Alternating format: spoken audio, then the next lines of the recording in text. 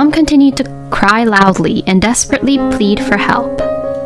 My sister-in-law, Lily, soothed him, and when he calmed down, Tom finally told us why he was crying. "Mommy, please save Grandma." "Okay, I will. But from whom shall I save Grandma?"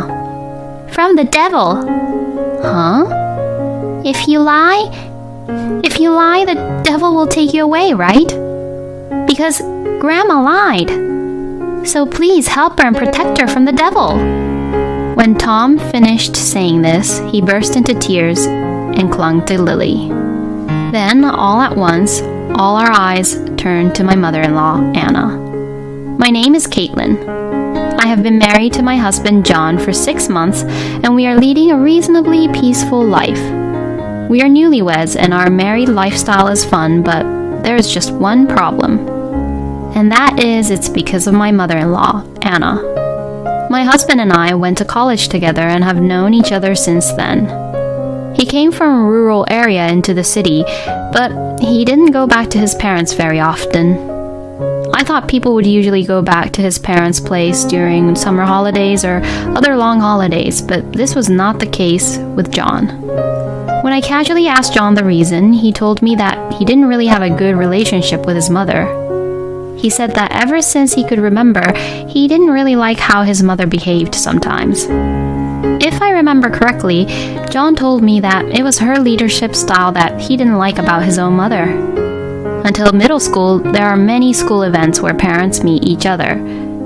In such situations like that, Anna was always at the center of the circle. And she loved to gossip around with other people, mostly in a negative way. She would make negative comments about people saying things like, "I don't agree with it, but..."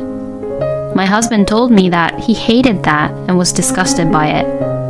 In addition to that, once Anna catches John's attention, she would start backstabbing and complaining about people and about anything. My husband didn't like hearing her backstabbing people and her complaints, so he didn't go home to his parents' place much anymore. Before we got married, I had just listened to stories from John about Anna and thought that maybe John didn't like to get too involved in conversations like we women do. But when I first met her to greet them before I got married to John, I finally understood what my husband was talking about. "You two met in college, right?" "Yes, that's right." "It's unusual for a girl like you to be a science major." "Well, yes, you're right. There were only 4 of us girls in our department, including me." "Oh, is that so? When I was in college, I majored in liberal arts, and there were a lot of girls who were all pretty and glamorous. I guess a lot of popular girls tend to be in liberal arts." "Oh, maybe you're right. Many of the girls in the liberal arts are very cute and fashionable. But, on the other hand, girls who majors in science wear jeans and shirts, right? I wonder if some of them are tomboys." "Wow, you know pretty well. I'm actually that type, you know." I thought I was having a good conversation with Anna, but for some reason I felt somewhat strange. "That's enough of that talk then." Okay. "I wasn't saying to you, Caitlin. I was saying to my mother." "Oh, what? Did I say something wrong?"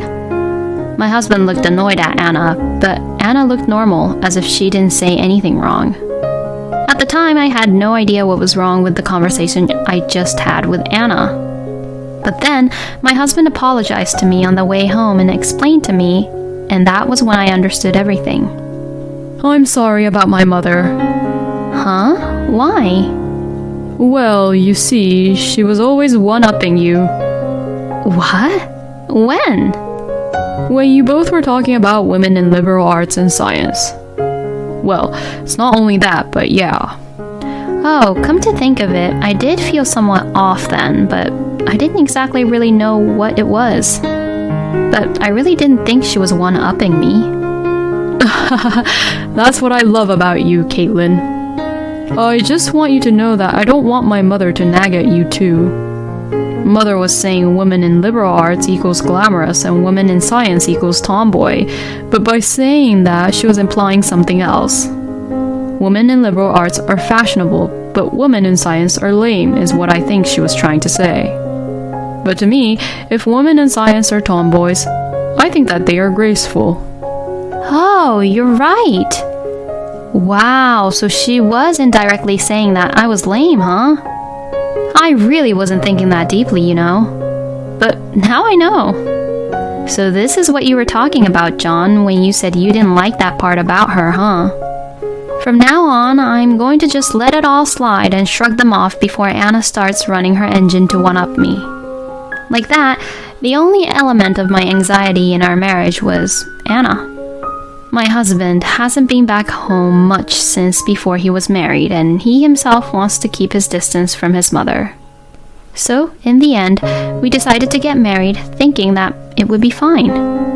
After the marriage, my husband and I have not returned to his parents' place. And even after 6 months, we still haven't visited over, and there hasn't been any major issues. The only problem is that Anna calls us, and every phone call I have with her is really long.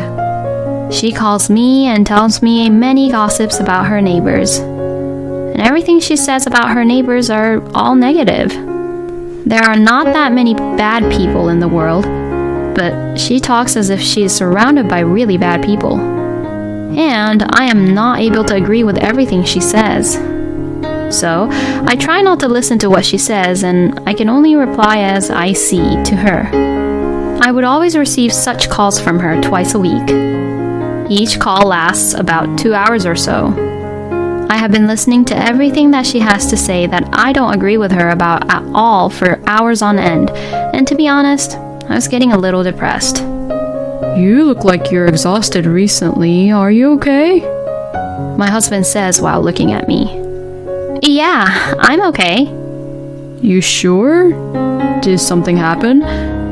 You should talk to me about everything, you know? Everything?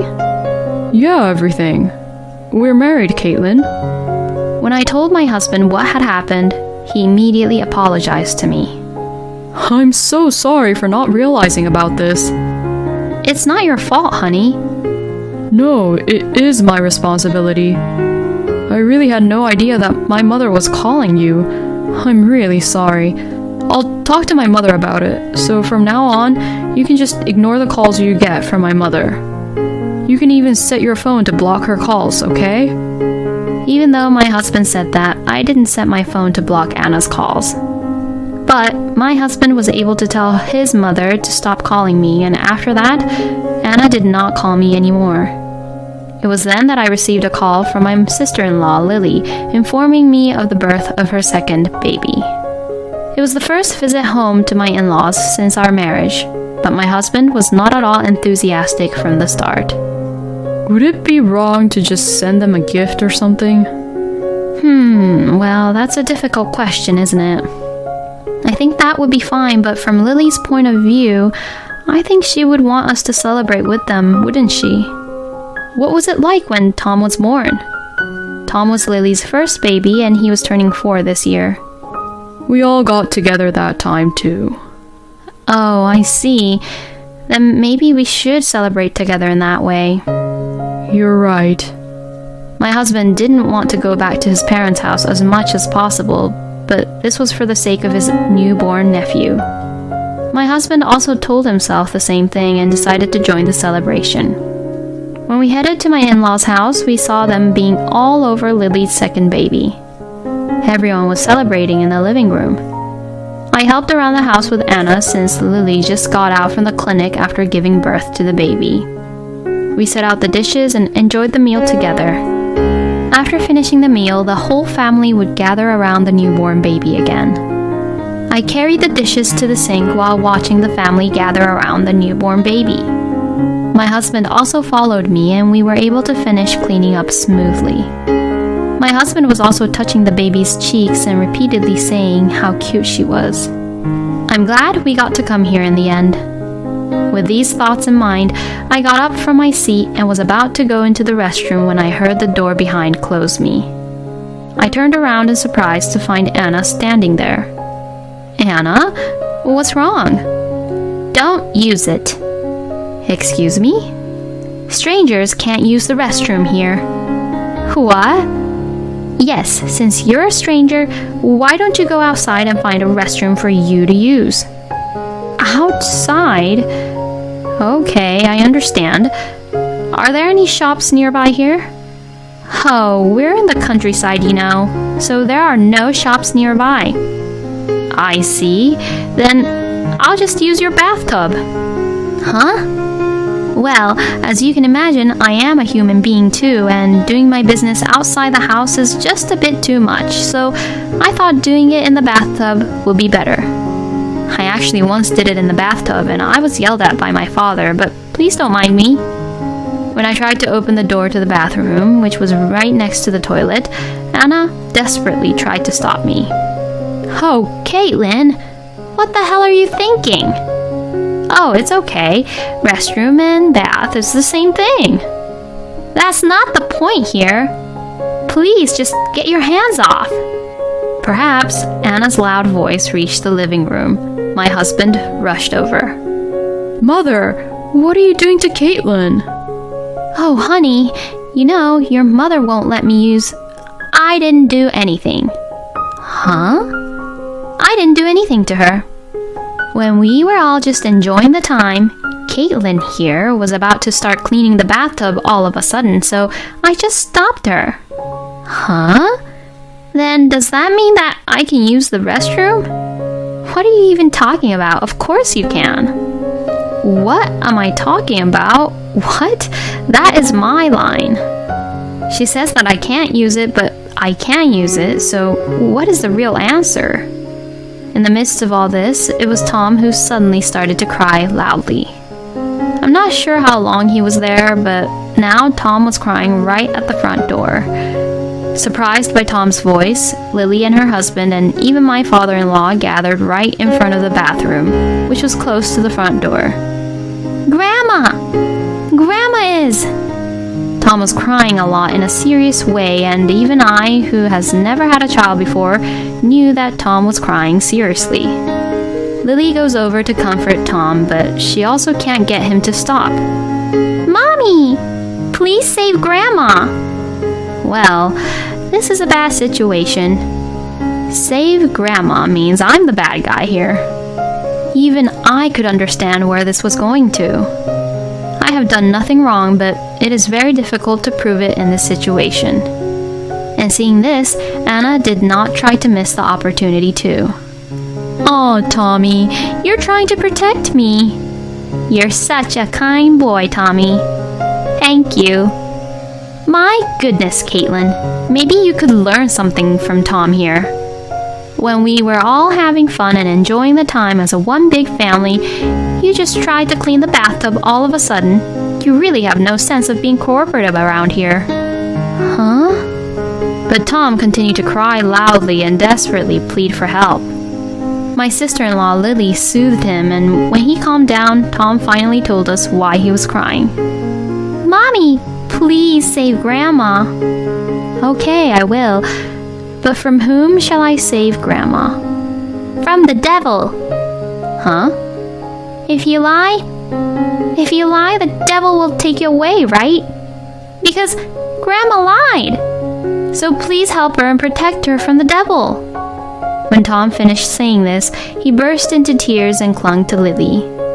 Then all at once, all our eyes turned to my mother-in-law, Anna.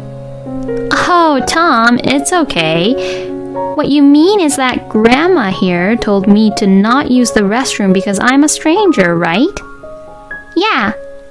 And I was told to go to the restroom outside, and Grandma also was the one who said not to use the bathtub too, right? Yeah. Don't worry, Grandma will tell the truth. So the devil won't take her away. Right, Anna? Tommy, did I really say that? Yeah, you did. I see. I don't really remember, but if I did say it, then I'm sorry, Tommy. I admit then. Then seeing what had happened, Lily instructed her husband to bring the kids upstairs with him. When she saw that they had gone upstairs, she glared right at Anna. I can't believe you made excuses. You're the worst, Mother. I mean, what the heck did you even say to Caitlin? I knew how mean you can be, Mother, but since you took care of our child, I tried to ignore it. But this time, no way. I'm not coming here anymore, so please do keep that in mind. Hey, wait!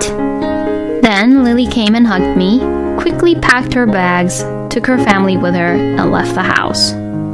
We won't be coming here anymore either. But first, you should apologize. Do I need to apologize? Excuse me? Because Caitlin is a stranger.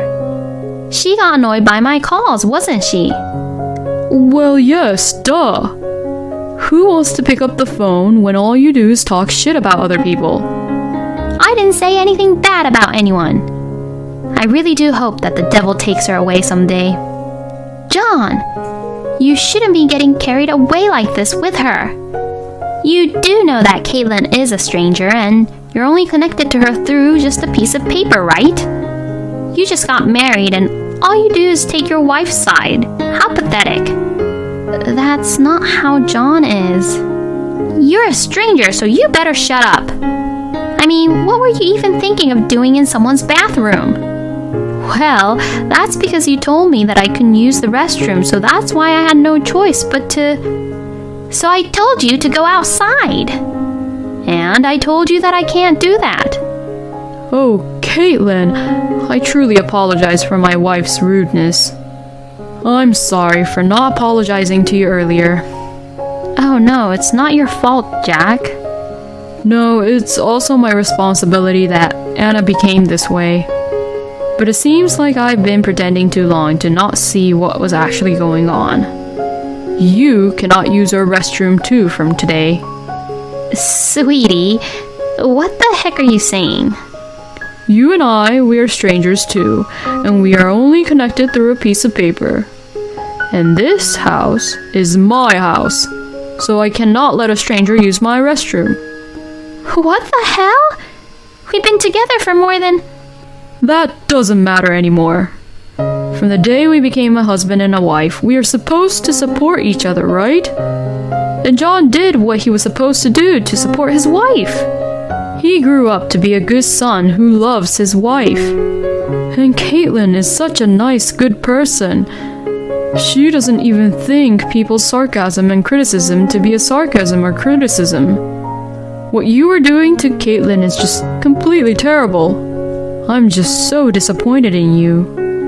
After that, Jack urged my husband and I to go home, and we quickly went back home. And that was the last time I saw Anna, because Jack had divorced Anna. According to my husband, Jack got fed up with the fact that Anna had deeply hurt her grandchild's feelings, how she did nothing but belittle people whenever she had the chance to talk. Anna was never taken by the devil, but actually she was taken to the city office by Jack. I heard that Anna didn't make a fuss at the city office and signed the papers quietly. Lily and John both checked the divorce papers and it looked like they had no objection to the divorce. Jack properly divided the property in two and gave his half to Anna. They got divorced in their 60s. I am told that Anna has returned to her own family home. It seems that Anna begged to see her grandchildren, but that has not happened so far. Lily has decided not to have her kids be with Anna, saying that children should grow up surrounded by nice adults. I completely agree. You wouldn't want your precious kids to be around adults who only speak negative, terrible things. Lily and John might have grown up in such an environment and may have had many bad experiences. Since Anna left, my life has been much calmer. We began to visit Jack from time to time. I was worried about Jack, who now lives alone, and I also heard that Lily and her husband were also worried about that too, and that they too now frequently visit Jack at his house. I thought that Tom, who tried to protect his grandma, was a grandma's little boy, but apparently he was not. He was just trying to help someone who could have been taken away by the devil. He was usually the grandpa's little boy, and he was really close with Jack. It's been 3 months since then, and now I'm pregnant. I want to provide a good environment for my child. Words are words that will eventually come back to me, so I might as well avoid saying anything negative. And I would like to be always at peace. Congratulations on your pregnancy, Caitlin. I hope you have an amazing, healthy life. Thank you for watching until the end. Please subscribe to our channel. We hope to see you in our next video.